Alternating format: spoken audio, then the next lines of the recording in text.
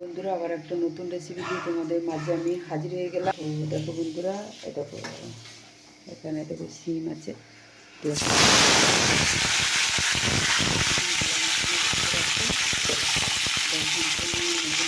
তোমাদের মাঝে আমি চলে এলাম।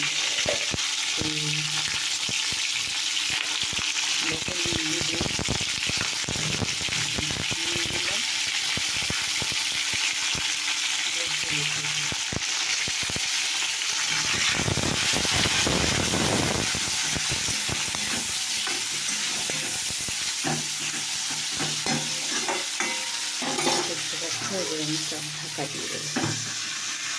দিদিটাকে চান করবো বলে গরম জল করা হয়েছে। দেখো বন্ধুরা,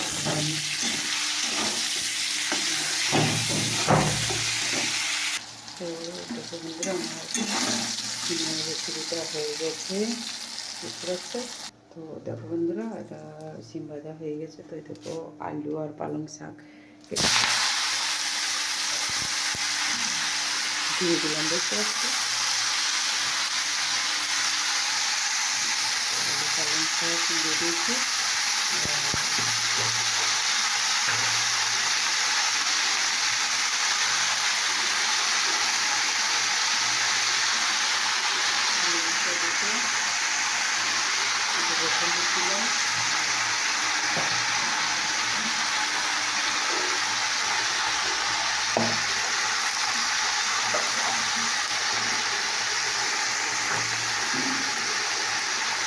সেটা মিক্সি দিয়ে দেবো, একটু দিয়ে দিতে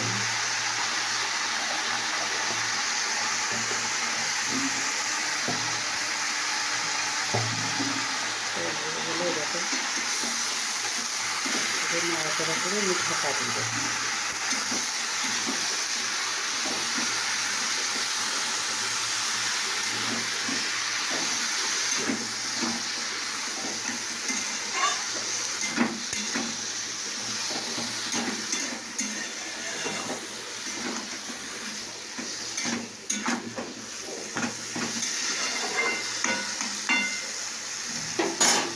এবার আমি ঢাকা দিয়ে দেবো।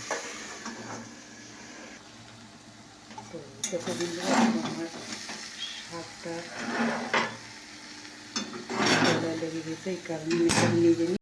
তো দেখো বন্ধুরা, আমার শাকে একটুখানি সামান্য একটু জল দিলাম, কারণ মরে গেছে তো জলটা একদমই। এটাকে চাপিয়ে দিয়ে, রান্না চাপিয়ে দিয়ে মানে স্নান করতে গেছিলাম, খাটিয়ে দিয়েছিলাম, তাও জলটা মরে গেছে।